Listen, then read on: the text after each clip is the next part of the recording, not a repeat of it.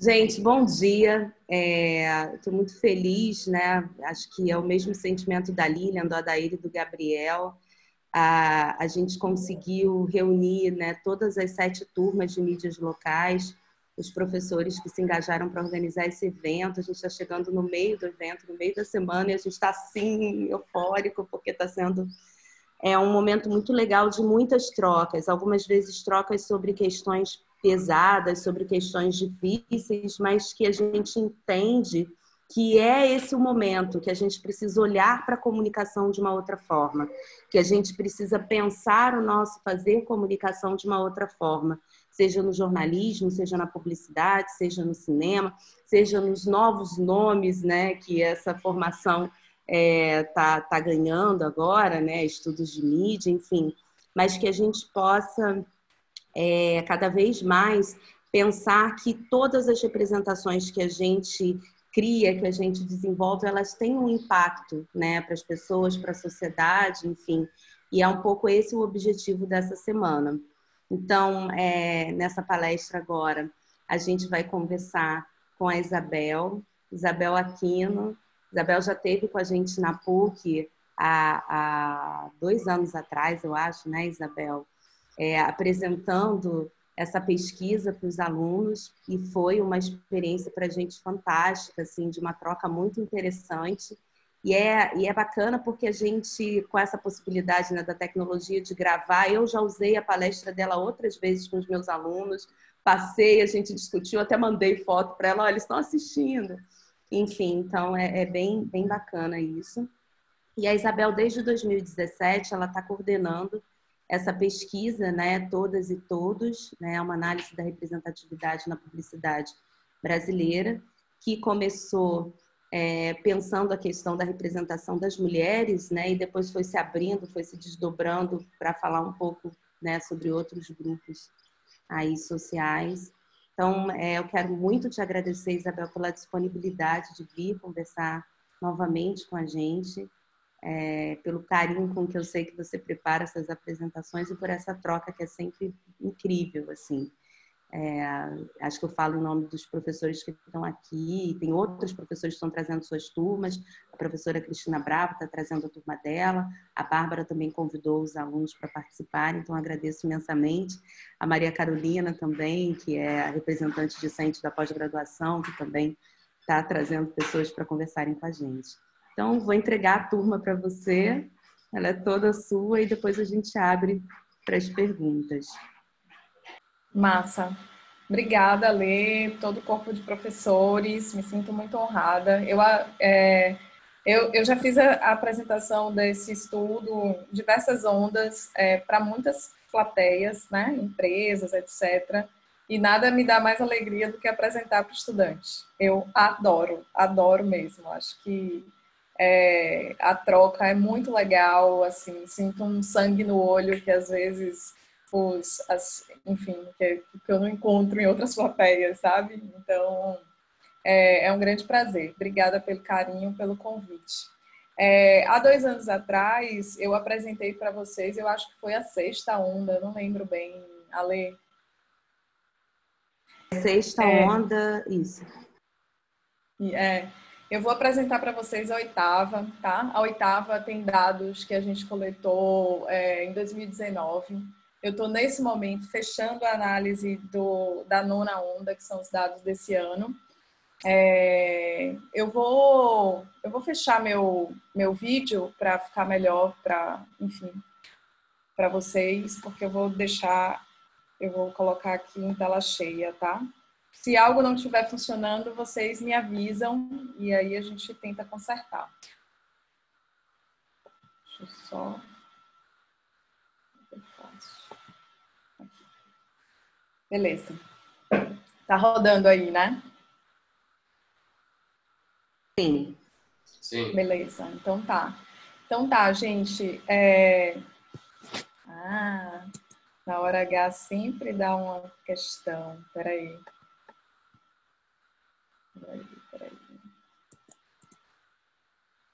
Só um segundo. Tá, então, como a Lê adiantou, o Todas e Todos é um estudo que mapeia como gênero e raça são representados na publicidade, tá?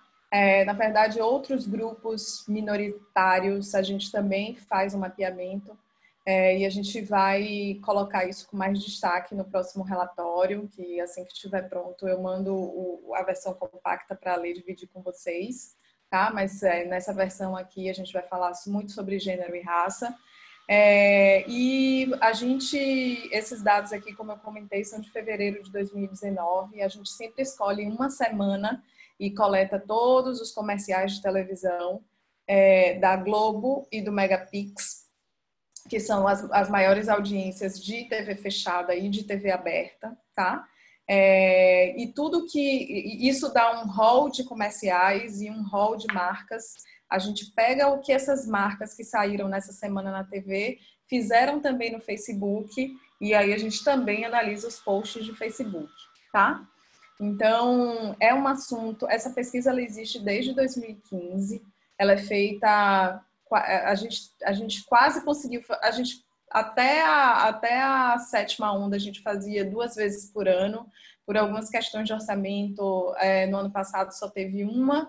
Esse ano a gente vai conseguir fazer 2, né? Estou fechando a primeira, a nona onda, que são dados de 2020, mas a gente, logo que terminar essa onda, a gente vai fazer análise da 10ª, que são dados de julho de 2020, tá?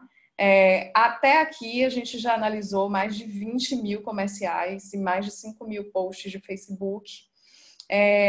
E assim, estar trabalhando com isso, analisando, e a gente não é um robô que faz a pesquisa, né? A gente tem que olhar, ver, assistir todos os comerciais, olhar todos os posts, né? Se debruçar sobre eles, tirar uma interpretação sobre eles.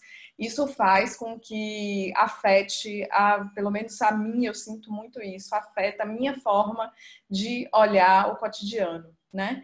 E aí eu quero, na verdade, que ao final dessa sessão aqui, eu quero passar um pouco para vocês, eu quero que vocês trabalhem essa lente de enxergar os estereótipos no dia a dia, porque eles estão nos comerciais, eles estão nos posts, mas eles estão na vida.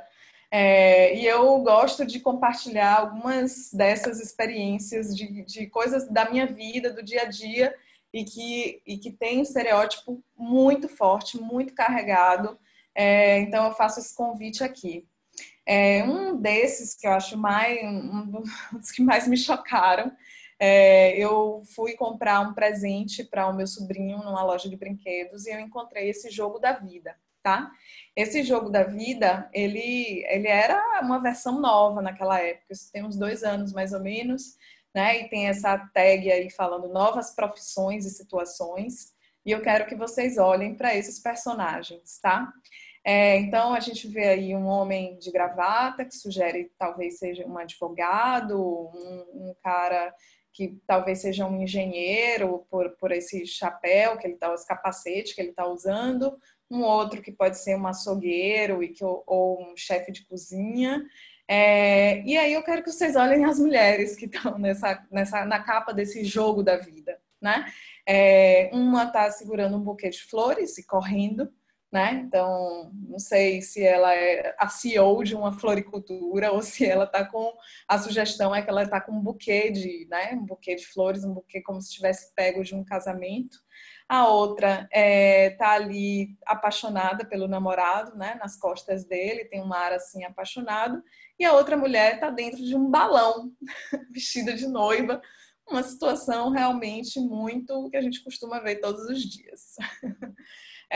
Então, além de uma coisa de proporcionalidade, né, veja como que as mulheres são colocadas nesse jogo e como os homens são colocados nesse jogo, né? Os homens, eles têm uma profissão, as mulheres estão ali num aspecto muito da vida afetiva, sentimental, sem um papel de protagonismo nessa situação. Esse jogo da vida, ele me intrigou bastante e eu comecei a acompanhar ele para ver se tinha novas versões e eu vi que tem agora uma nova versão do jogo da vida e eu entendo que talvez ela seja ainda pior do que a primeira, né? Primeiro, se vocês pensarem, bom, pelo menos pensaram em colocar negros, né? Então, aí tem duas pessoas nitidamente negras, né, nessa capa do Jogo da Vida, mas quantas mulheres tem, quantos homens tem, né? Uma mulher, se você olhar, se a gente prestar atenção também nas caracterizações, tem algumas assim que são bem claras e sugestivas de que profissão a gente está falando, mas quando eu olho para essa mulher com essa roupa, eu não sei exatamente o que ela é, se ela é uma estudante, e outra, se a gente olha também a posição que ela está atrás de todo mundo, né? Então, assim, eu quero que vocês pensem que alguém desenhou isso, né? Alguém desenhou, alguém aprovou, e esse jogo, ele tá em praticamente todas as lojas de brinquedo, tá? É um brinquedo da Estrela, que é uma marca, né, super forte nessa categoria, e que os estereótipos passaram e ninguém levantou a mão para dizer o quão absurdo é essa capa desse jogo. Aconteceu comigo também há uns anos atrás. Eu estava em São Paulo e fui para uma palestra com um cara que era a sumidade de blockchain no Brasil. E ele começou a palestra falando: eu vou explicar blockchain para vocês de uma forma tão fácil que até minha mulher e minha filha entenderiam, né? Bom, pode ser que a filha dele tivesse 1 ano de idade, e pode ser que a mulher dele trabalhasse com algo que é extremamente fora do que, né, do que é o blockchain, enfim, que tipo, não tenha conexão nenhuma. Mas essa forma dele expressar me incomodou extremamente, né? Achei extremamente machista, extremamente grosseiro. E confesso para vocês que eu fiquei 5 minutos nessa palestra e fui embora. Falei, cara, não vou ouvir esse homem, não. Vou embora.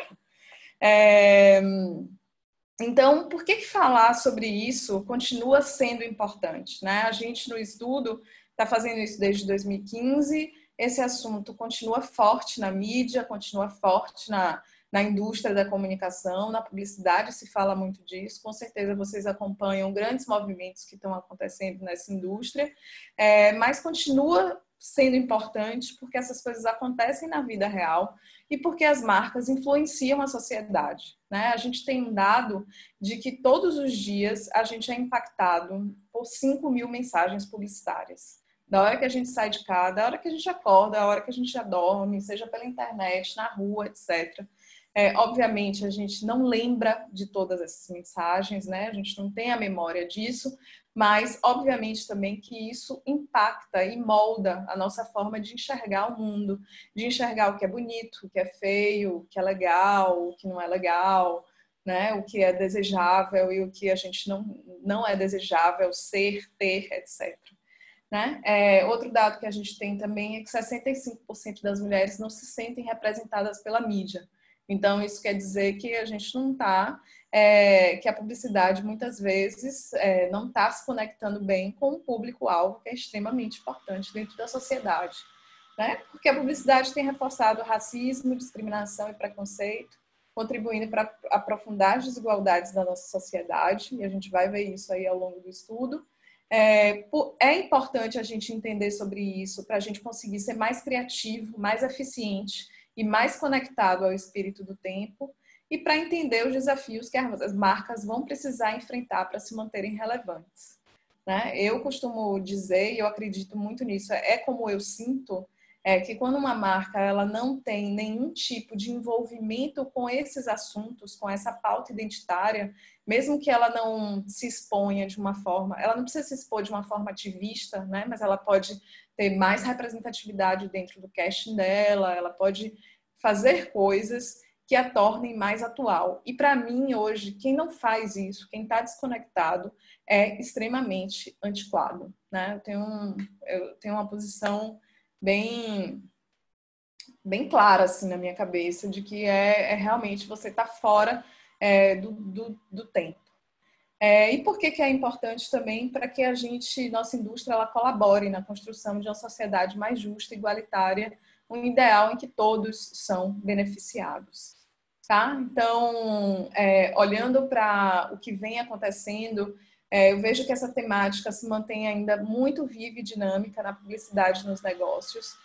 No ano passado, não sei se vocês viram isso, mas Beyoncé, ela estava participando de um projeto com a Reebok e, segundo ela deu um passo atrás, né, de participar, de se engajar nesse projeto, porque ninguém na sala onde estava o time da marca refletia o meu passado, minha cor de pele, de onde eu sou e o que eu quero fazer, fazendo uma referência à equipe mesmo. A Häagen-Dazs, globalmente, ela decidiu encerrar o relacionamento com a agência Saatchi, porque o que eles declararam foi: nós escolhemos onde gastamos nosso dinheiro e estamos escolhendo gastá-lo com agências que compartilham nossos valores.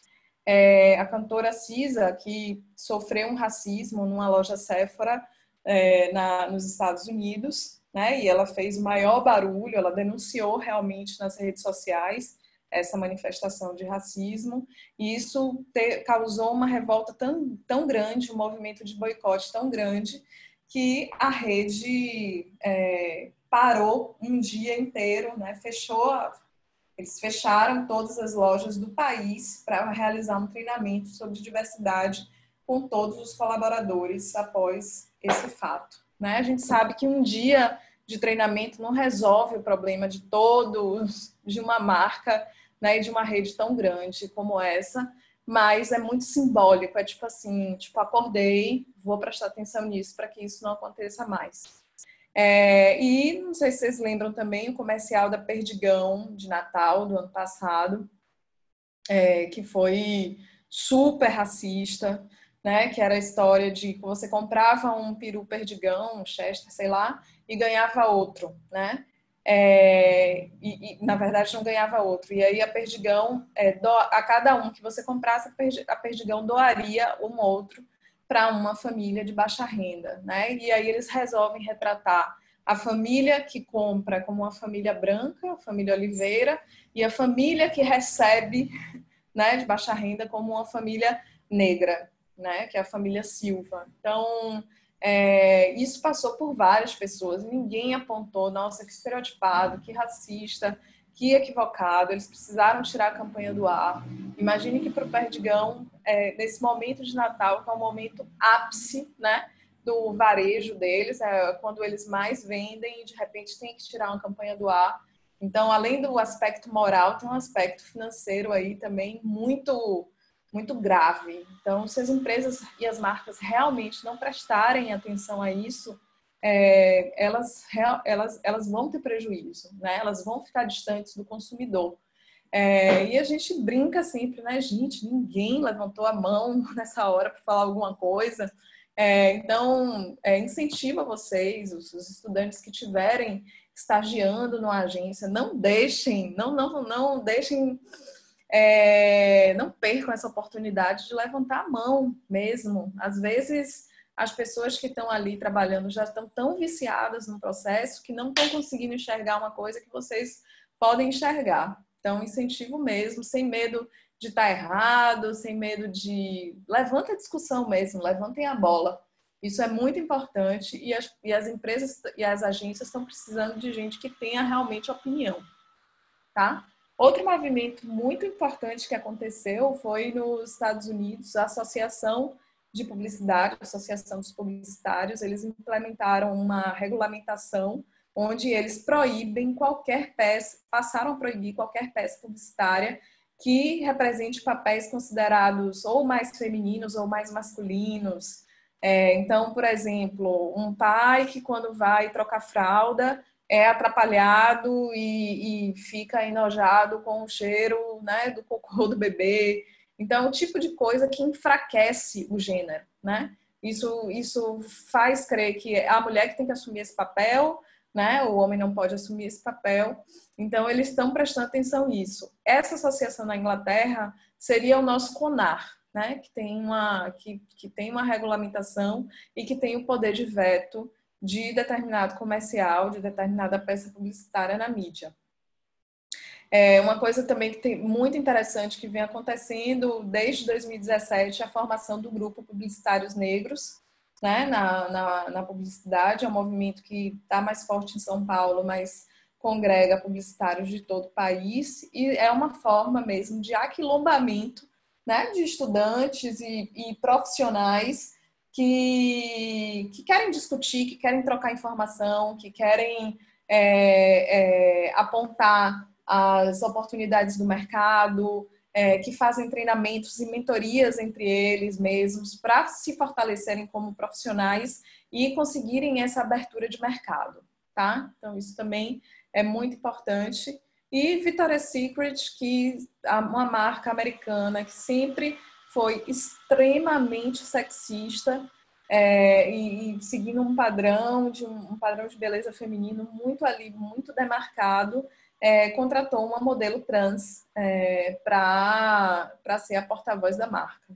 Então, isso são movimentos de mercado bem emblemáticos, alguns mundiais, alguns brasileiros, mas que eu acredito que afeta um pouco, afeta muito, na verdade, né, toda a movimentação desse assunto no Brasil. E no ano passado também teve o lançamento, digamos assim, né, do Tem Que Ter, que é o primeiro banco de imagens LGBT+, do Brasil, né, que foi desenvolvido por um coletivo gaúcho e é uma plataforma de imagens livres, né, eles se vendem como livres de estereótipos. Então, é um recado para o mercado de que os grandes bancos de imagem não estão dando conta de oferecer essa diversidade, essa representatividade que a sociedade está demandando, tá? Então, dando esse contexto, vou falar mais da oitava onda, tá? A oitava onda tem um universo de comerciais analisados de quase 3.846 posts, e uma novidade, né, ainda em formato piloto, que a gente incluiu o Discovery Kids. Quando chegar lá na parte de Discovery Kids, eu explico mais para vocês como é que foi esse processo, tá? A pesquisa, ela se propõe a responder a 3 perguntas. Quem são os personagens? Como que eles são representados? E se a história que é contada empodera ou estereotipa, tá? Justamente para responder se uma história empodera ou estereotipa, a gente criou esse glossário, né, do que seria os tipos, a gente categorizou que tipos de estereótipos a gente estaria demarcando para cada comercial. Então, a gente tem aí uma grande lista, acúmulo de papéis, frágil, hipersexualização, histeria, idiotização. Não vou falar de cada um deles, porque são muitos, né? Depois o pessoal divide esse material com vocês, esse material é aberto, tá?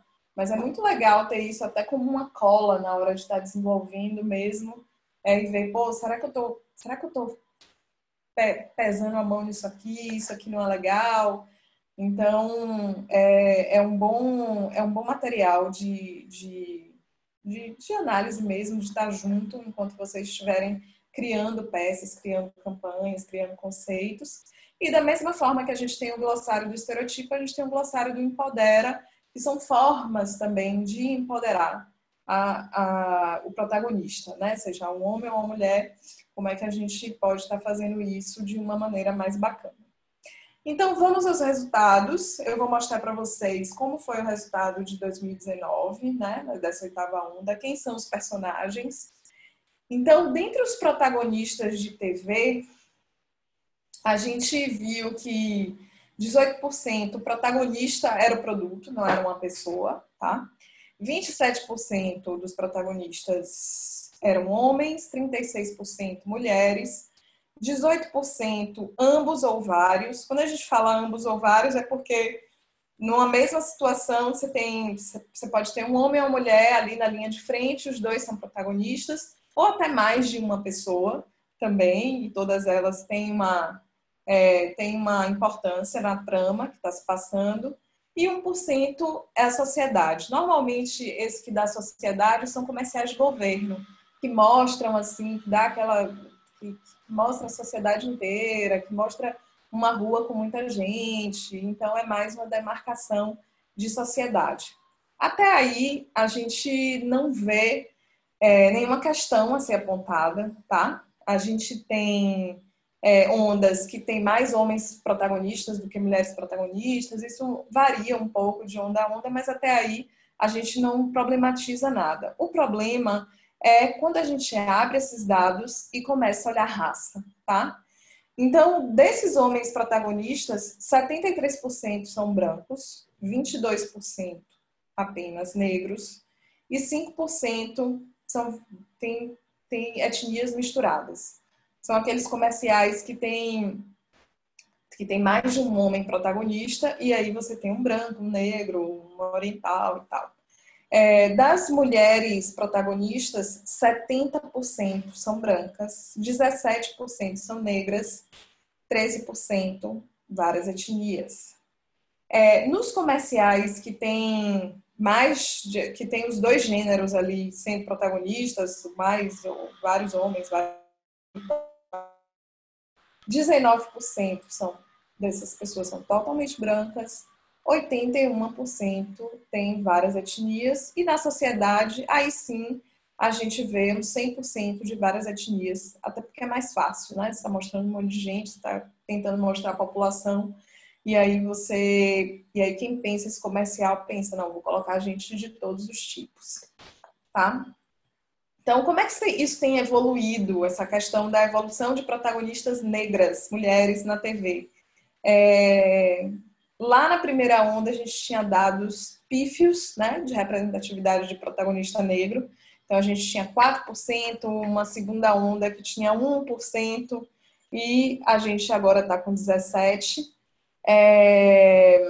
E ainda um gap muito grande. Então, quando na nossa análise, a gente fala assim, nossa, melhorou muito, mas parece que a gente também não está conseguindo sair um pouco aqui desse patamar, né? A gente já teve dados melhores, de 25% na sétima onda, descemos para 17%.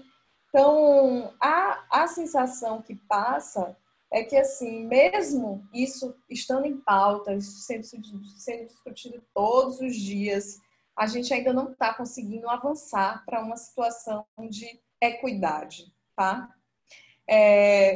Com negros, com os homens, acontecem mais ou menos parecido. Tínhamos dados muito ruins no início. Esses dados foram evoluindo ao longo das ondas, e a gente chegou a esse pico aí de 22%, que é interessante.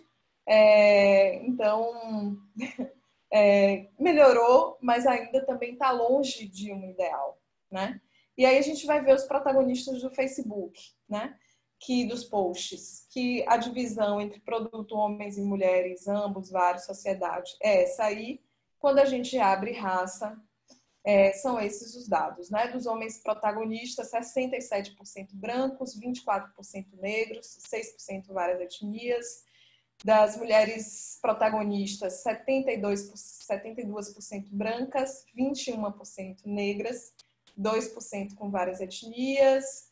Quando a gente tem ambos ou vários, a gente tem 40% brancos, é muito, 9% negros, 47% várias etnias. E quando a gente tem sociedade, a gente tem aí 90% de várias etnias. Ainda assim, se mostra uma sociedade completamente branca, com 8%, e uma completamente negra, com apenas 2%. Como é que isso está evoluindo no Facebook? A gente começou a olhar Facebook a partir da terceira onda, tá? Por isso que está aí a partir da terceira. Então, são dados que melhoraram em relação ao ano passado, mas que também não parece estar muito animada a subir mais do que isso. É como se a gente tivesse empacado aí nesse 24%, 23%, 21%. Né? Em relação aos homens no Facebook, protagonistas, a situação é mais ou menos parecida. Aí, na sexta onda, a gente teve um pico de 33%, que foi o mais alto que a gente chegou. Logo desceu para 12% e agora a gente teve um aumento de 24%. Então, eu sou muito reticente em falar, nossa, as coisas estão melhorando muito, porque eu ainda não tenho indicativo de que está melhorando muito. A gente teve uma melhora em relação ao início, né, de quando esse estudo começou a ser feito, mas eu entendo que a gente está chegando numa zona aí de estagnação. A gente não está conseguindo dar saltos muito maiores do que esses que a gente conseguiu dar. E é por isso que a gente diz que a publicidade brasileira ainda é racista, né? A gente continua invisibilizando uma raça. Nunca desses 20 mil comerciais que a gente já analisou, a gente nunca encontrou um comercial assim diretamente ofensivo a uma raça, tá? No nosso. Se a gente tivesse pego aquele da Perdigão, seria um, mas ele não entrou na semana que a gente coletou. Então a gente nunca viu assim um comercial realmente ofensivo, mas o fato da gente invisibilizar uma raça, isso é um tipo de violência que a publicidade faz com a sociedade brasileira, certo? É uma violência que a gente chama de uma violência simbólica, né? A gente exclui uma grande parte da população das situações de consumo, das situações onde se mostra o que é legal, né? O que é bonito, etc. E mesmo, então, mesmo representando 55% da população brasileira, os negros são pouco escolhidos para protagonizar. Eles só tendem a protagonizar quando dividem cena com brancos. Por isso que a gente vê percentuais de várias etnias altos quando a gente tem muitos protagonistas dentro do comercial, tá? Então, é esse tipo de retrato aqui. A gente faz um frame, né, de vários comerciais aqui para vocês entenderem do que a gente está falando. Então, se eu tenho um comercial com várias pessoas, aí sim eu vou colocar um negro para dizer ali que eu estou bacana na ficha da diversidade, né? Mas há uma incapacidade muito grande de colocar o negro como um protagonista único, como um protagonista principal da situação. Embora eu não estou falando aqui que aquele quadro que eu passei ele está errado, né? Está equivocado, muito pelo contrário, é uma representação positiva e importante, porque antes nem isso a gente tinha. Mas o fato da gente só colocar negro protagonizando, quando acompanhado de branco, de outras etnias, isso tem que ser entendido como um reflexo do racismo na nossa indústria, tá? A gente precisa refletir sobre isso e a gente precisa criar novas narrativas. Eu tive a oportunidade de fazer um curso de racismo estrutural com o Silvio Almeida, e eu estava fechando a análise dessa oitava onda e contei para ele que os dados estavam dando assim, etc. E aí ele falou, em situações com diversas pessoas, é mais fácil legitimar o processo com a presença de 1, 2 negros. O negro sozinho não representa, segundo o nosso imaginário, a condição de consumidor universal, né? Então ele foi assim muito na lata falando sobre isso, sobre esse tipo de representação que a gente encontra. Então, passado isso, eu vou mostrar para vocês como que essas pessoas são representadas. Esse como, ele diz respeito a biotipo, tá, gente? Ao corpo, como é que é esse corpo, como é o cabelo, etc. Então, para classificar cada comercial, a gente desenvolveu essa escala corporal para classificar os biotipos, tá? Que vai de um biotipo mais magricelo, né? E biotipos mais pesados. E aí, a gente faz essa representação visual através de revistas, né? De capas de revista. Então, o que a gente vê é que tanto para a TV, em cima tem os dados de TV, embaixo os dados de Facebook. Então, tanto para a TV como para Facebook, o padrão de beleza feminino exaltado pela publicidade é o padrão que a gente vem chamando de Bruna Marquezine. Quem é Bruna Marquezine? Bruna Marquezine é a mulher que é magra, com curvas, né? Com o cabelo liso, castanho. Então, esse é o padrão de beleza que a publicidade mais massifica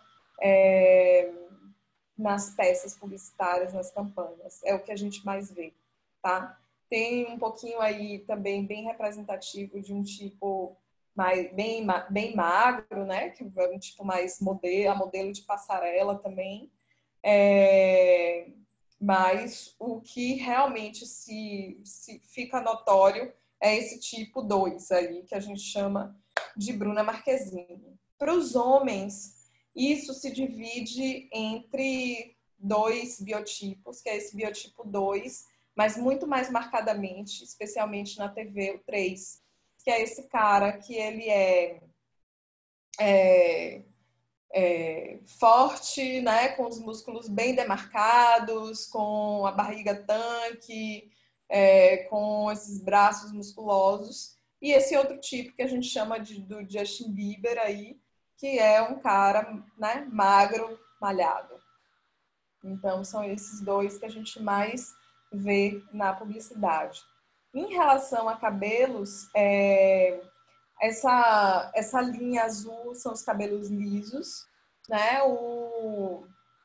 A linha preta são cabelos ondulados. Depois vem o cacheado e o crespo. E o que a gente vê, assim, lá na sexta onda, a gente teve um pico de cabelos ondulados, né? Que predominou ao cabelo liso, mas depois voltou para o liso. Por mais que a gente esteja falando de cabelos, né, de valorização do cabelo cacheado, do cabelo crespo, né? A indústria de beleza toda se movimentando para oferecer produtos destinados às mulheres que querem assumir seus cachos, seu black, etc. Mas o que a gente vê ainda é um padrão de liso bem mais preponderante do que outros, embora a gente tenha essa sinalização clara aí também de um movimento crescente do cabelo cacheado e crespo, especialmente o crespo aqui nessa onda, tá? E aí, por fim, a gente vai analisar se a história empodera ou estereotipa. Então, do que a gente analisou, 39% das histórias elas empoderam, contra 21% que estereotipam. A gente conseguiu essa inversão de mais comerciais, mais peças que empoderam do que estereotipam lá pela quinta onda, tá? Porque antes a gente tinha mais comerciais que estereotipavam do que empoderavam. Então, isso é um dado positivo, assim, que o estudo tem demonstrado que tem tido uma certa consistência, tá? Então, a gente parece estar estereotipando menos, mas a gente ainda tem esse percentual aí de 25% de neutros que eu considero muito alto, tá? O que é o comercial neutro, a peça neutra? É o comercial que existem pessoas nessa peça, né? Existe ali uma oportunidade de empoderar ou de passar uma mensagem melhor, mas é neutro, não empodera nem estereotipa, certo? Os isentos são os comerciais que não têm pessoas, então não tem representação de gênero para a gente analisar. E o empodera e estereotipa tem a ver com comerciais que exatamente isso, que ao mesmo tempo que empodera, empodera por um lado, mas está estereotipando por outro, tá? Vou dar um exemplo, são alguns comerciais de limpeza, né, que pensam, algumas marcas que pensam assim, vou trazer um cara para falar do produto de limpeza, massa. Sempre é mulher, então que bom que a gente vai colocar um homem, porque o homem também tem que se preocupar com isso. Então a gente está empoderando por um lado, mas aí quando a história se desenrola, ele é super atrapalhado, ele não faz as coisas tão bem, a mulher chega e acha que ele não fez bem aquilo, né? Para tornar aquela situação mais engraçada, mas que na verdade é extremamente estereotipado, né? E a gente acaba não empoderando os homens e não incentivando os homens a serem, a conhecer, a entrarem mesmo nesse segmento. Então, como é que a gente está empoderando as mulheres? Mostrando elas como sujeito da situação, ela é dona da situação que está acontecendo, ela tem autoestima, ela é reconhecida por um talento e não pelo tamanho do peito, da bunda, elas se aceitam como são, elas são especialistas de assuntos que não se espera que as mulheres sejam especialistas e elas têm liberdade de escolha dentro daquela situação que está sendo narrada. Como é que a gente está empoderando o homem? Também mostrando ele como dono da situação, com autoestima, sendo reconhecido por um talento e, olhem só, assumindo cuidados com a família, né? Então, isso é um movimento que tem acontecido bastante forte, isso vai se repetir na nona onda, né? Acabei de ver esses dados prontos. Então, ao invés de você colocar a mãe como a principal ou a única responsável por pensar no bem-estar da família, você coloca ali um cara fazendo esse papel. Como é que a gente está estereotipando mulheres? Em contextos sem nenhuma diversidade racial, presas a um padrão de beleza dominante, ou seja, tenham que buscar ser igual a Bruna Marquezine, responsável pelos cuidados com a família e responsável pelos cuidados com o lar. Então, nesse tipo de comercial, a gente vai encontrar uma mulher dizendo: você pronta para tudo, né? Ou quando os mosquitos invadem, mães exigentes agem rápido, né? Por que a mãe? Por que não os pais, né? Ou um comercial de tonalizante para o cabelo. Meu poder é a cor intensa e saudável do meu cabelo. Pergunto a vocês: o poder de vocês é a cor intensa e saudável do cabelo de vocês? Ou são outras coisas que vocês têm, outros talentos, outras qualidades que vocês têm? Então, são frases extremamente estereotipadas dentro do contexto dos comerciais. E o que a gente viu também é que, ainda que a gente tenha mais comerciais que empoderam do que estereotipam, dentro desse universo de comerciais que estereotipam, as mulheres são 2 vezes mais estereotipadas que os homens. Então, a gente ainda é alvo desse tipo, né, enfim, de um tipo de visão sobre a mulher. E como é que a gente está estereotipando o homem? Idiotizados, presos também a um padrão de beleza dominante, em contexto sem nenhuma diversidade racial e sendo especialista em algo que se espera deles. Então, num comercial de carro, quem vai dirigir? O homem, porque é o homem que sabe dirigir. Num comercial de banco, quem vai assumir o papel de um consultor financeiro, né? Um consultor de investimentos? Provavelmente vai ser um homem, porque se espera que esse tipo de função seja representada melhor por um homem. Então, essas coisas que a gente encontra ao longo da análise. E aí vou apresentar para vocês o que a gente encontrou nesse piloto de Discovery Kids, tá? A gente resolveu pesquisar Discovery Kids a partir de um dado que a gente achou de que a partir de 6 anos meninas se sentem menos inteligentes que os meninos. Então, assim, é uma idade muito, muito pequena, né? Para as meninas já começarem, de alguma forma, a perceber que elas se sentirem, na verdade, que são menos inteligentes que os meninos, né? Não acho que isso é culpa 100% da publicidade, né? Contextos, educação, escola, etc. Mas com certeza a publicidade também tem o seu papel nessa problemática. E aí a gente responde essas 2 perguntas: quem são os personagens e se empoderam, estereotipam. Essa foi uma análise, assim, a gente chama de piloto, porque a gente não conseguiu pegar uma semana inteira, a gente pegou 3 dias. Nessa próxima onda que a gente está concluindo, a gente vai pegar uma semana inteira com maior robustez de amostra, mas, ainda assim, eu acho que isso aqui traz sinais muito importantes para a gente olhar, tá? Então, quem são os personagens? 21% produto, 43% homens. Quando eu estou falando homem, pode ter aí meninos, jovens, porque é um canal que tem mais crianças participando das situações. Mulheres, 25% mulheres, meninas, jovens, adolescentes. 12% ambos ovários e 0% sociedade. Aí, amigos, a gente vai olhar raça e é isso que a gente vê. Dos homens, meninos protagonistas, 100% são brancos, tá?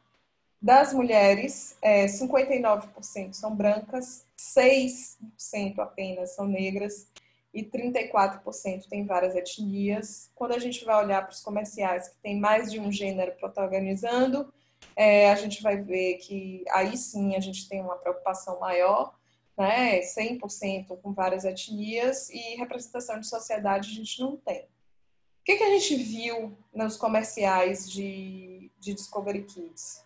Uma baixíssima diversidade racial.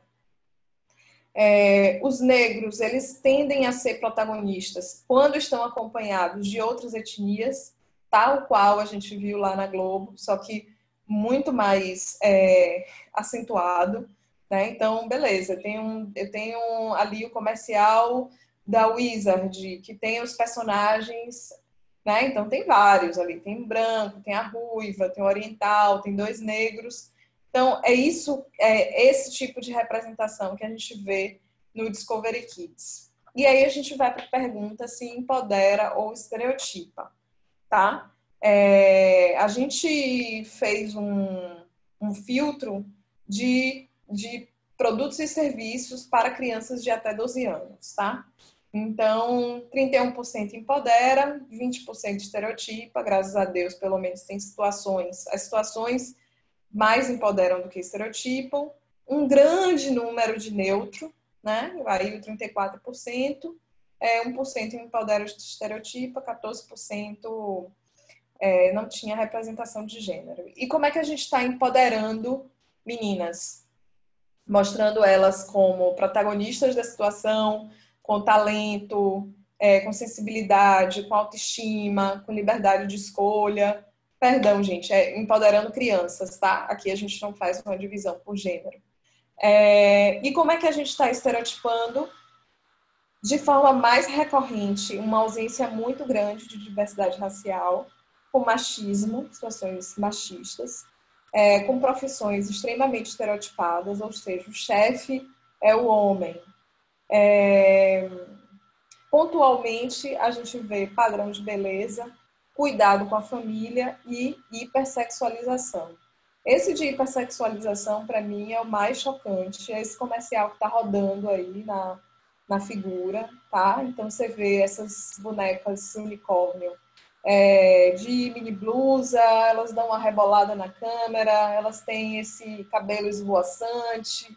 Então, tem muitos aspectos aí de sexualizar mesmo a boneca, né? Enfim, para atrair o olhar da criança. E a gente vê isso como extremamente negativo. Depois de ficar chocada com esse comercial, eu fui buscar um pouco do histórico deles e tal, e vi que tem um ativismo muito grande contra essa marca, porque é um pouco recorrente esse tipo de abordagem que a marca faz das bonecas, tá? E elas vendem muito no Brasil. Então, quais as reflexões finais que a gente faz? Que estagnamos, né? A gente teve aí uma melhora quando a gente relaciona lá com a primeira onda, mas a gente não tem conseguido ultrapassar alguns marcos que a gente tinha atingido. A gente não desafia os padrões de beleza, e aí que eu coloco 2 exemplos que desafiaram. Esse exemplo da esquerda é um exemplo de um catálogo da H&M, de Portugal, tá? Que H&M normalmente quando lança um catálogo de moda praia, são as mulheres magérrimas. Você vê aí que tem mulheres que não são extremamente magérrimas, né? Tem uma tentativa aí de colocar outros padrões. E Gillette Venus, que tem feito um trabalho interessante também, né? Colocando mulheres de diferentes pesos, etc. E eu lembro que, olhando ainda sobre Gillette Venus, olhando as redes, olhando o YouTube, tem um comentário assim que um cara faz um comentário sobre o comercial. Vocês colocam a gorda só para lacrar. E aí uma mulher responde, eles colocam mulheres gordas porque mulheres gordas também se depilam. Eu achei isso sensacional, assim, porque às vezes a marca ela tem um medo, né, de será que eu vou desagradar? Será que os haters? Será que não sei o quê, bababá? e obviamente isso é uma preocupação relevante, não estou minimizando a preocupação em relação a isso, mas a internet ela tem essa coisa também de que às vezes ela mesma se regula, sabe? E aí você é fã de uma marca, né? Você gosta da atitude de uma marca, vê que alguém falou mal e aí vem seu próprio público e dá uma cartada, assim. Então eu achei esse movimento bem interessante. Mas avançando aqui, a gente cria poucas narrativas de protagonismo único para grupos minorizados, né? E aí eu trago como exemplo positivo esse comercial do Dia dos Pais no Boticário, foi de 2018, e que foi um comercial muito na linha do que o Boticário sempre faz, né? Em termos de história. A história é um pai que tenta ser, né, brother dos filhos, engraçadão e tal. Super bacana o comercial. Mas a caracterização, todos são negros, né? A família é negra, não tem dúvida de que eles são negros, né? Então, foi uma campanha extremamente comentada por causa disso. E que essa linha que eu estou colocando aqui é uma linha de engajamento da marca como um todo durante um período. E esse pico aí, esse pico mais alto é a campanha dos Dias dos Pais, porque gerou conversa, né? Uma conversa que tiveram muitos comentários negativos do tipo: o Boticário agora só vende para negro? Como se ninguém questionou se só vendia para branco antes, né? Mas tudo bem.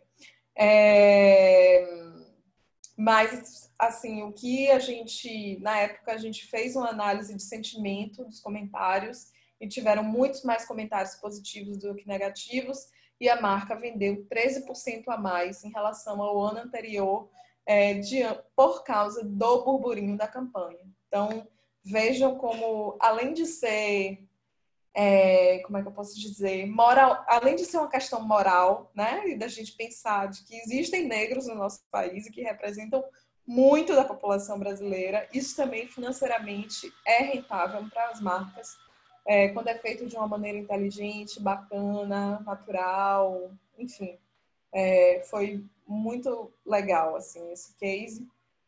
Outro pecado que a gente comete, a gente insere negros e pardos em conteúdos publicitários, mas muitas vezes a gente não presta atenção à proporcionalidade, né? Então, essa coletânea de imagens aqui que vocês estão vendo se refere a todos os posts da L'Oréal publicados na semana que a gente coletou, certo? E são posts com dicas de beleza, de cabelo, etc., e sempre tem uma imagem de uma mulher associada a essa matéria. E percebam que em uma semana eles colocaram uma mulher negra, uma mulher com feições mais indígenas, e todas essas loiras, muitas dos olhos azuis, etc. Então, quando a gente pensar também em diversidade, a gente precisa prestar atenção em proporcionalidade, né? Porque senão é aquele falso engajamento com o assunto. E isso fica muito notório. A gente insere negros nos conteúdos, mas a gente se mantém presos a velhos padrões. Esse aqui foi um caso da Wizard, que nessa semana que a gente analisou os posts do Facebook, eles só publicaram esses 2 posts. E massa, tem um ali falando de inglês, de intercâmbio, uma menina negra, que massa. Mas aí, quando eu vou falar do inglês corporativo, eu coloco um homem branco, grisalho, de meia idade. Então, é extremamente estereotipado, né? Enfim, a gente precisa realmente prestar atenção a tudo.